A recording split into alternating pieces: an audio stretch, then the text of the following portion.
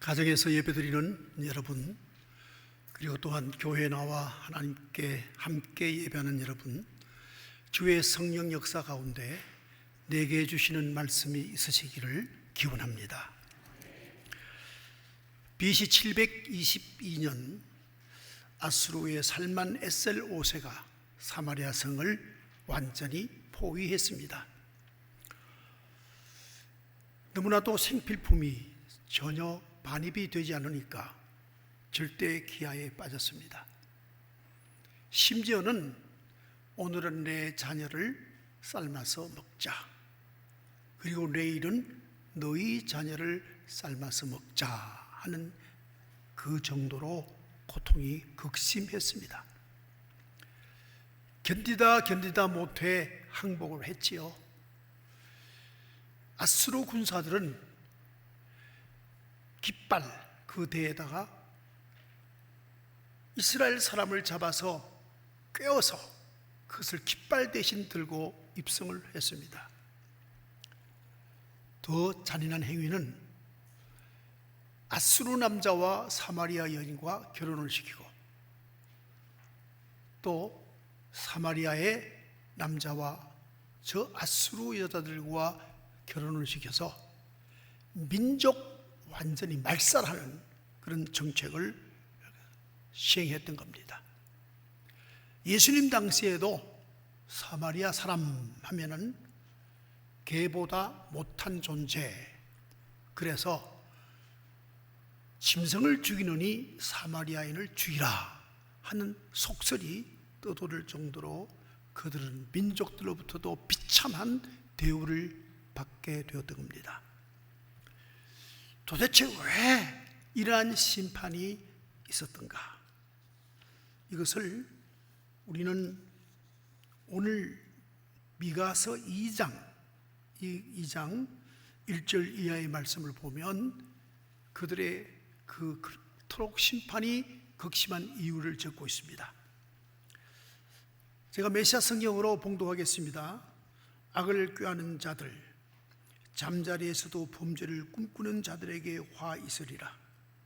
동이 트면 그들은 자리에서 벌떡 일어나 왕성한 정력으로 계획했던 일을 실행에 옮긴다. 탐나는 밭을 소나기에 넣고 탐나는 집을 빼앗는다. 이웃과 그 가족을 못살게 굴고 사람들을 이용해 먹을 궁리만 한다. 하나님은 참을 만큼 참으셨다. 그분께서 말씀하신다. 내게 계획이 있다. 이 잡종 번식하는 악은 결국 재난을 부를 것이다. 너희는 이제 죽은 목숨이다. 달아나지 못한다. 심판의 날이 왔다. 너희를 조롱하는 노래가 지어져 퍼지고 너희 자신은 서러운 노래를 부르게 되리라. 이것이 중간 계층 사람들이 지은 범죄를 하나님이 말씀하는 겁니다. 또 이제 그 이스라엘 지도자들을 향하여 3장 1절부터 적고 있습니다. 야곱의 지도자들아, 이스라엘의 지도자들아, 들으라. 너희는 정의에 대해 눈꼽만큼이라도 아느냐? 선을 미워하고 악을 사랑하는 너희 직무 설명서에는 과연 정의 항목이 있기라도 한 것이냐? 너희는 산채로 내 백성의 가죽을 벗기고 그 뼈에서 살을 발라낸다. 너희는 그 뼈를 바수고 살을 썰어서 그릇에 던져넣고 국을 끓여 먹는다. 그러나 때가 오고 있다. 그때 지도자들이 울며불며 하나님께 도움을 청하겠지만 그분은 듣지 않으실 것이다. 그들이 자행해온 악 때문에 그분께서 얼굴을 돌리실 것이다. 또 그 당시 성직자를 향하여 5절부터 말씀하십니다. 예언자들을 향한 하나님의 메시지다. 내 백성을 속이는 설교자들에게 하시는 말씀이다. 사례금을 두둑이 받고 배불리 대접받을 때면 예언자들은 이렇게 설교한다. 인생은 아름답도다. 모두에게 평화가 있기를. 그러나 사례금을 받지 못하거나 인기를 끌지 못하면 그들의 설교는 하나님이 복 주시기를 애써 하나님의 저주가 있기를로 돌변한다. 그러므로 너희는 눈이 멀 것이다. 눈으로 아무것도 보지 못하게 될 것이다. 이런 총체적인 죄 때문에 결국은 아수르 군사를 통해서 하나님은 이스라엘의 수도 사마리아를 멸망시켰던 것을 알게 되는 것입니다. 이제 하나님께서 바라시는 게 무엇일까? 그렇다면 어떻게 하면 하나님께서 우리로 하여금 이 심판을 멸할 수 있을까 하는 요청이 오늘 봉독한 6절 말씀에 기록되어 있습니다. 그렇다면 내가 무엇을 가지고 여호와 앞에 나가며 높으신 하나님께 경배할까? 내가 번제물로 1년 된 송아지를 가지고 그 앞에 나갈까?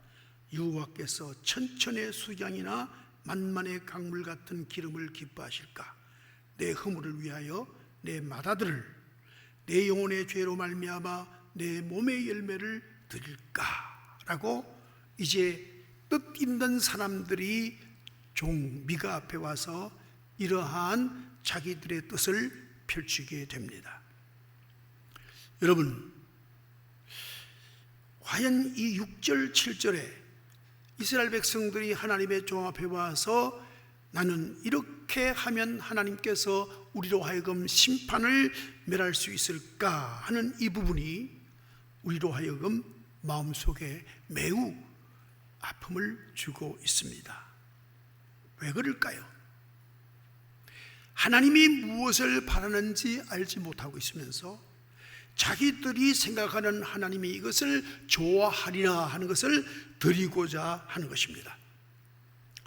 지난 목요일 한 친구의 안내로 참 산장이 아름답게 지어져 있고 앞에는 한강이 흐르고 그리고 좌우에는 잘 조경으로 된 그러한 꽃과 나무들이 잘 커가는 그런 집을 방문을 했습니다. 남편은 이렇게 불평을 내놓습니다. 목사님, 여기가 얼마나 좋습니까? 그런데 우리 집사람은 자꾸만 이 집을 팔자고 합니다. 그때 그 부인이 제게 말합니다. 목사님, 제발 좀 기도를 빡시게 하셔서 이 집이 빨리 팔리게 해주세요. 저는 지금 한강이라는 감옥에 갇혀 있고 경치라는 감옥에 갇혀 있고 그리고 개 2마리의 감옥에 갇혀 있어 사람과 만날 수가 없습니다. 빨리 나를 해방시켜 주십시오. 남편은 침묵합니다. 왜 저럴까? 남편은 아내를 모릅니다. 뭘 바라는지. 그러면서도 자기가 가장 사랑을 많이 하고 가장 좋은 걸 선물로 주었다고 자부하고 있는 모습을 보았습니다. 여러분도 혹시 마음속에 우리가 하나님께 거룩한 성전을 짓고 그리고 예배를 잘 드리는 것을 하나님이 바라시고 또 우리가 헌금을 많이 바치는 것을 하나님이 바라시지 않을까 이렇게 혹 생각들을 하십니까? 저는 어릴 적부터 예배 드리는 법에 대해서 매우 철저하게 배우고 자랐습니다. 토요일 저녁이면 어머니는 아버지와 함께 입고 나갈 한복을 다리시는데 한국형 다리미는 그 위에 숯불을 가득히 담고 엄지발가락으로 한 기단알을 누르고 저에게는 2손으로 끝을 잡고 당기라는 거예요. 그러면 이 다리미를 가지고 싹 오는데 내 코까지 와요. 그 독한 숯가스 그리고 뜨거움 때문에 여름이면 땀을 촥촥 흘리는 거죠. 끝이 나면 아버지 어머니 흰 고무신을 지프로 거기다가 이제 비누를 붙여서 닦습니다. 하얗게 닦이죠. 그 다음에는 가마산 옆에 있는 성미 단지에다가 그 성미를 다 내서 성미 주머니에 붓습니다. 한 톨이라도 흘리면 안 됩니다. 성미니까. 그 다음에는 연봇돈 드릴 걸 갖다가 다리미로 다립니다. 그리고 주일날 아침 교회를 가시기 전에 버선이 잘 안 들어갑니다. 그럼 저보고 땡기라는 겁니다. 둘 다 넘어지죠. 버선을 신고 쪼르르 교회로 갑니다. 저는 참 그 일을 예수 잘 믿는 방법으로 그렇게 배웠습니다. 그런데 성경에서 이상한 장면을 발견했습니다. 이스라엘 백성들이 저 바벨론 포로로 살다가 온 힘을 다해서 돌아와서 스룹바벨 성전을 건축합니다. 그 헌당식 하는 날 젊은이들은 꽹가를 치고 기쁘다고 노래하고 춤추며 포도주를 마십니다. 연세 높은 어르신들은 눈물을 흘리며 통곡합니다. 왜 그랬을까요? 우리가 힘들어 성전을 건축했는데 거기는 법궤가 없습니다. 그리고 하나님이 임재하시는 그 구름이 내려오지 않습니다. 그러니 노인들은 압니다. 솔로몬 성전에 항상 하나님의 임재의 상징인 구름이 있었고 법궤가 거기 있어서 말씀이 있었고 하나님이 계셨는데 이 바벨론 성전에는 하나님의 말씀도 하나님의 신도 계시지 않기 때문에 통곡을 했던 것입니다. 열심히 주일 준비를 해서 교회에 나가 예배 드리고 설교 들을 때는 다 좁니다. 모시옷 다 입고 손에는 부채 하나 탁 들고 다 좁니다. 과연 그 예배를 하나님 받으셨을까? 성령이 역사하여 심령의 기쁨이 넘쳐서 찬양은 없고 그냥 예배드리는 그 형식과 습관에 빠진 예배를 하나님은 과연 받으셨을까? 거기 하나님이 계셨을까? 여러분, 오늘 7절 말씀에 천천의 수양이나 만만의 강물 같은 기름을 기뻐하실까? 하나님께 그야말로 천천의 수양이라 엄청난 제물을 바쳐 제단에서 피가 흘려 강수처럼 흘러, 그리고 이방 사제가 제사하는 것처럼 자기 몸을 학대하거나 자기 아들을 제물로 바치거나 이렇게 하면 우리가 허물을 면하고 심판을 면할까라고 하지만 하나님은 그것을 원하지 아니하신다. 그럼 뭘 원하시는가? 하나님은 오늘 본문 말씀에 세 가지를 하나님이 원하신다. 이 세 가지를 하나님은 기다리신다 하는 것입니다. 첫째가 무엇입니까? 여러분, 첫째는 8절 말씀, 사람아 주께서 선한 것이 무엇임을 내게 보이셨나니 여호와께서 내게 구하시는 것은 오직 정의를 행하며 그랬습니다. 여러분이 정의를 좀 어려운 말, 히브리 말로 말하면 아소트 미시파트라는 겁니다. 하나님의 성품이 우리에게 요구된다 하는 것입니다. 하나님의 성품이 우리에게 요구된 가장 완벽한 그 요구에 대한 응답 혹은 리스방스 한 것은 한 사람 예수 그리스도가 십자가에 매달린 상태를 의미하는 것입니다. 여러분, 그럼 도대체 정의란 무엇인가? 좀 구체적으로 무엇인가? 전부를 다 하나님을 사랑하고 이웃을 사랑하는 온전한 자기 제물화라 하는 것입니다. 동물을 바치는 것도 자기 것, 또한 자기 아들을 바치는 것도 자기 것, 내 육체를 깨서 자기를 학대해 드리는 피도 자기의 것. 하나님이 받고 싶은 것은 자기 자신, 즉 우리 자신을 받기를 원하신다 하는 것이죠. 곡학아세란 고사성가 있습니다. 이것은 학자가 바르게 학문을 잘 연구하고 추구하다가 세상 사람이 이것을 바란다라고 말하면 자기 공부한 것을 바꾸어서 사람들이 좋게 여기는 쪽으로 그 모든 것을 바꾸어서 전하고 세상 사람들로부터 많은 박수갈채를 받는 이것을 곡학하세라 그럽니다. 이런 선비는 선비가 아니요, 이런 선비는 노비보다도 못하고, 이런 선비는 선비의 기르는 개보다도 못하고, 이런 선비는 존재할 필요가 없는 선비라고 하는 것이 동양 사상의 중심에 있습니다. 여러분, 우리가 하나님의 말씀을 받고 하나님의 말씀대로 살아가는 것이 아니라 하나님의 말씀을 받고 마치 프리즘의 말씀을 통과시켜서 각각 상황 따라 다르게 적용해서 하는 그것을 비정의라고 하는 것입니다. 오늘 한 사람을 소개하고자 합니다. 이 사람은 디트리트 본 회퍼입니다.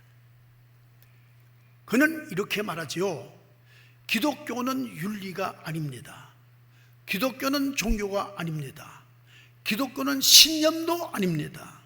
기독교는 그 이상의 것이며 하나님을 대면하고 하나님이 요구함에 그의 삶이 하나님이 만족할 때까지 복종시키는 인격적 삶을 기독교라 한다, 이렇게 말했습니다.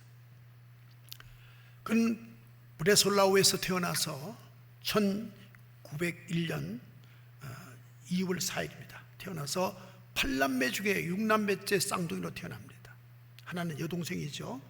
아버지는 베를린 대학교의 정신의학과 주임 교수이기 때문에 가정이 유복했습니다. 초중고는 다니지 아니하고 가정교사에서 배웠고 학문의 자유를 누렸으며 그 다음부터는 튜빙겐 그리고 베를린 대학에서 박사학위를 받습니다. 그는 박사학위 논문에서 이렇게 적습니다. 세상의 모든 교회는 하나님의 공동체이며 교회들은 하나가 되어야 한다라는 주제의 논문을 썼습니다. 미국으로 건너가 저명한 신학자 칼 바르트라고 하는 아주 저명한 신학자입니다. 그에게 신학적 기적이라는 칭호를 받으면서 공부를 하다가 결국 고국인 독일에서 나치가 일어서게 됩니다. 이때 자기 친구들과 동료들과 목사님들이 가면 죽는다고 여기서 함께 목회를 하고 연구를 하자고 했지만 그는 뿌리치고 돌아가서 고백교단을 만듭니다. 그러면서 그는 이렇게 말합니다. 우리가 진정 참 제자이기를 바란다면 하나님께서 우리에게 바라시는 삶을 살아드리는 것이 제자가 되는 도리다, 이렇게 말하고, 악이 악행을 행할 때 침묵하면 이것은 더 악한 악이다 라고 말을 하고, 전 독일 교회가 나치에게 협력할 때 이 고백교회만은 반대하게 되고 맞서게 됩니다. 그는 심지어 히틀러를 죽이고자 하는 그 단체에 가입을 하고, 미친 사람이 버스를 운전하는데 그냥 두면 되겠는가, 그를 끌어내야 된다 하는 것이 그의 마지막 목표였습니다. 결국 그는 1945년 4월 9일 날 처형을 당합니다. 이때 그는 이렇게 말합니다. 지금 내가 새로운 삶으로 돌입한다. 십자가는 생명을 버리는 것, 십자가는 자기 업적을 버리는 것, 십자가는 자기 명예를 버리는 것, 이 모두를 나는 십자가에 박는다, 이렇게 말했습니다. 여러분, 굳이 정의를 무엇이라고 더 말씀드리지 않아도 여러분은 잘 깨닫고 계실 것입니다. 두 번째는 인자를 사랑하며 하는 겁니다. 이거를 공동번역에서는 기꺼이 언덕에 보답하는 삶이라 그렇게 말하고 있습니다. 즉 인자는 헤세드입니다. 그러니까 자상하심, 친근함, 애정을 의미하는 것입니다. 그래서 하나님께서 자기 백성에게 베푸시는 언약적 사랑을 헤세드라고 말합니다. 이걸 인자라 한다고 했습니다.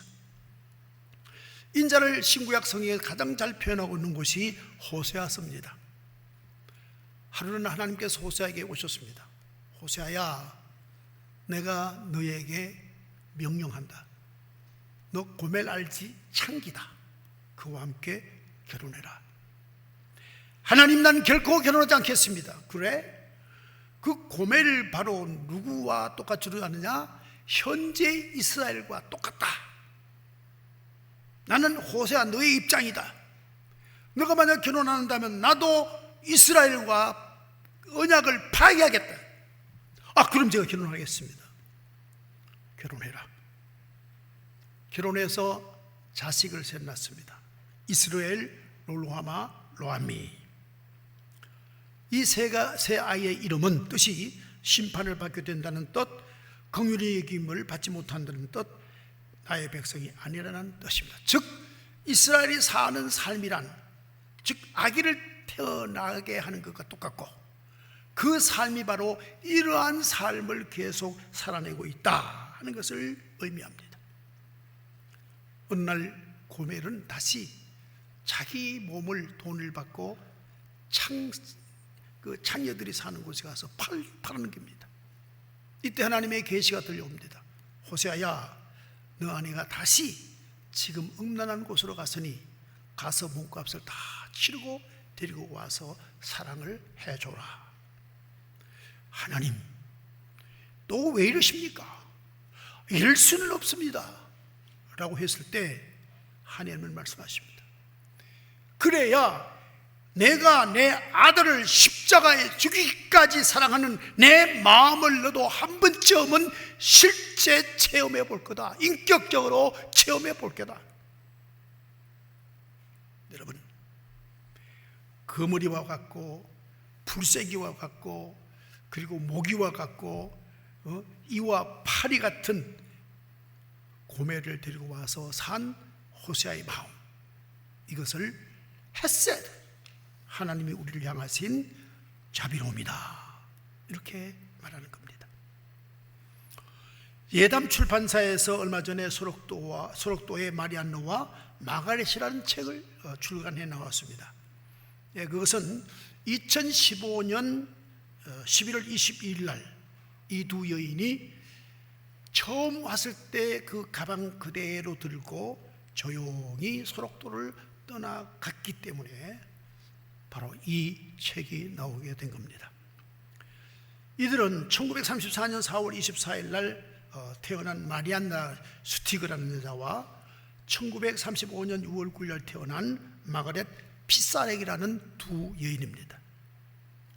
그는 아버지가 일하시는 그 치과병원에서 간호 견습생으로 이제 훈련을 받다가 1952년에 간호학교에서 입학해 3년간 같이 공부하다가 저 아시아의 자그마한 나라, 극빈한 나라 조선에서 사람, 즉 간호사를 구한다 하는 말을 듣고 24살에 한국으로 옵니다. 그게 1959년 12월 19일입니다. 처음에는 외관에 있는 한센시 병동에 근무를 합니다. 그랬다 나중에 소록도로 들어가게 되죠. 그는 두 여인은 소록도에서 그냥 아무런 대가나 칭찬이나 인정을 받을 생각 없이 그냥 그대로 환자의 환부를 맨손으로 닦고 약을 발라주고 대소변을 받아내고 뿐만 아니라 또 환자들의 배가 고프면 죽을 써서 먹이고 아침 5시에 일어나서 그냥 밤이 깊도록 그 일을 계속 반복해서 40년간 해왔던 겁니다. 그러다가 70이 돼서 결국은 다시 고향으로 돌아간 이유는 자기들이 몸이 약해져서 남에게 도움 줄 수 없는 상태가 됐기 때문에 여기 있을 이유가 없다 해서 떠나가게 되는 겁니다. 그들이 마지막 쓴 편지가 우리에게 큰 울림을 줍니다. 한국말이 서툰 사람들의 글이라 문장은 미려하지 않습니다. 그러나 매우 우리에게 울림을 주는데 이런 이야기입니다. 서록도 아주 좋았어요. 나는 부끄러워요. 간호한 곳 외에는 한 것이 하나도 없는데 왜들 이렇게 사람들이 찾아오는지요. 언제나 우리에겐 행복이 있었어요. 하루하루 그냥 열심히 살았으니까요. 하나님은 우리에게 밝은 빛을 주시고 그 빛을 따라가게 하시는 대로 우리는 따라갔을 뿐이에요. 하나님이 빛으로 우리를 부르셨거든요 라고 적고 있습니다. 여러분, 삶이란 무엇인가? 우리는 삶에 대한 새로운 이해를 두 여인의 삶을 통해서 하면서 하나님의 인자하심, 그 자비로우심이 하나님은 우리의 몸을 통하여 자꾸만 하나님의 역사를 이루시기를 원하시고 있다 하는 것을 보게 되는 겁니다. 이제 마지막은 이렇습니다. 내 하나님과 함께 행하는 것 나는 바란다. 즉 뭡니까? 동행하는 것을, 하나님과 동행하는 것을 바란다 하는 것입니다. 우리는 하나님 하면 초월자와 합일 상태가 되는 것을 동행이라고 우리는 관념적으로 가지고 있습니다. 그래서 에녹은 하나님과 동행했다니 어떻게 살았을까 하는 궁금증을 많이 가지고 있죠. 그런데 신약 성경에서 인격적 하나님과의 동행이 잘 기록된 데가 있습니다. 바로 데살로니가전서 5장에 있는 말씀, 항상 기뻐하라, 범사에 감사하라, 쉬지 말고 기도하라 하는 말씀입니다. 그러니까 우리가 하나님과 동행한다는 것은 늘상 기도적 삶, 이게 하나님과 동행하는 것이고, 모든 일에 대한 감사를 드릴 수 있을 때 하나님과 동행한 확고한 인격적 표현이 되는 것이고, 항상 기뻐하는 것이 내 안에 성삼위가 계심에 대한 하나의 표출이 되는 것이다, 이렇게 했기 때문입니다. 북한에 가면 가장 정치범 중에 최고의 고통스러운 작업장이 있다고 합니다. 거기는 천도가 되는 용광로를 놓고 거기다가 불을 계속 태우면서 이 고물을 가지고 쇠를 만들어내는 곳입니다. 그러니까 일종의 그 포스코 같은 그런 거겠죠. 그런데 거기 한 200명 정치범이 일합니다. 들어갈 때는 약 한 175cm, 한 69cm 되는 사람들이 그 작업장에 들어가서 석 달만 작업하고 나면 몸 길이가, 즉 키가 120cm로 작아진다는 겁니다. 그러니까 1m 20 정도로 작아진다는 겁니다. 그 이유는 무언을 너무 들고 다니기 때문에 그만 키가 마치 꼽초처럼 휘어져서 작아진다는 겁니다. 피부는 다 새카맣다는 거예요. 왜 새카만가? 쇳물이 튀어나와서 그것들이 다 몸에 박혀서 몸을 태워서 그렇다는 거예요. 또 작업을 관리하는 사람은 말이 없대. 무조건 채찍으로 치는 거예요.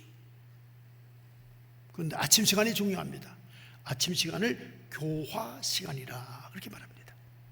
교화 시간에 200명을 다 불러 모아놓고 이유 없이 채찍으로 계속 두들깁니다.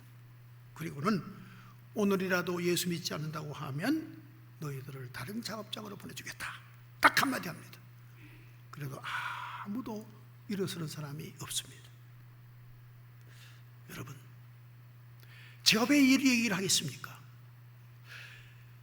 하나님이 동행하는 사람들입니다. 다니엘의 세 친구가 풀무불에 던져졌어요. 그런데 거기 또 한 사람이 있었어요. 여러분, 우리가 시각으로 볼 때는 얼마나 뜨겁겠습니까?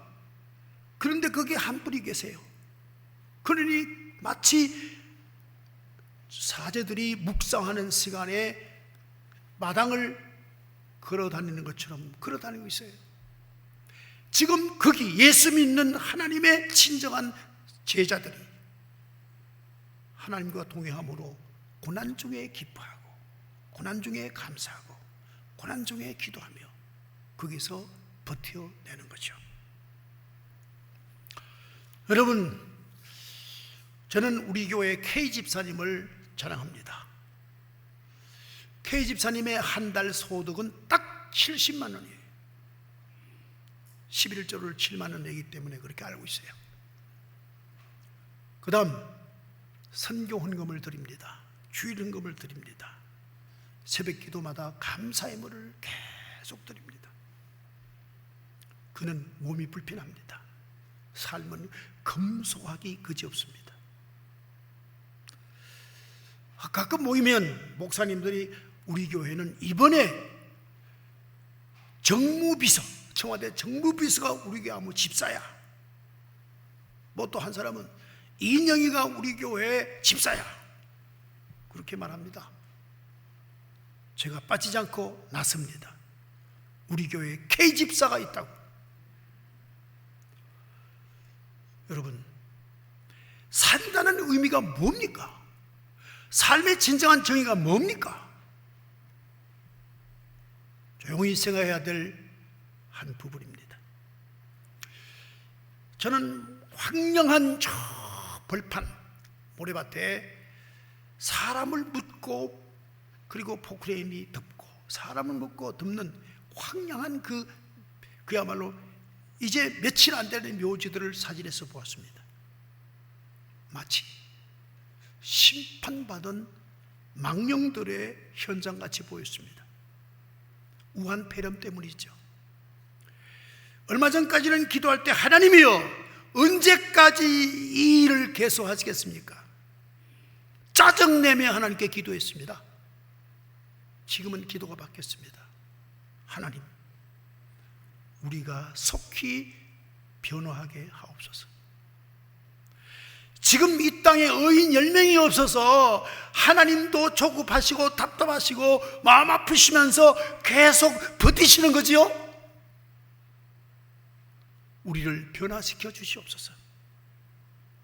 이 기도로 바뀌었습니다. 여러분은 마스크를 끼고 무슨 기도를 하시겠습니까? 여러분의 기도가 하나님께서 매우 관심의 대상이 되는 겁니다. 하나님이 바라시는 것, 우리의 변화를 바라시는 겁니다. 이 메시지를 들으시고 우리의 변화를 다시 생각하는 주일 되시기를 바랍니다. 기도 올리겠습니다. 하나님 감사합니다. 감사합니다. 하나님께서 우리를 사랑하셔서 하나님이 바라시는 것을 인격적으로 말씀해 주시니 감사합니다. 이 메시지 들었으면 이 메시지가 우리에게 역사를 통하여, 하나님의 역사를 통하여 표출되고 열매 맺고 성실히 이루어지게 하옵소서. 예수님 이름으로 기도 올리옵나이다. 아멘.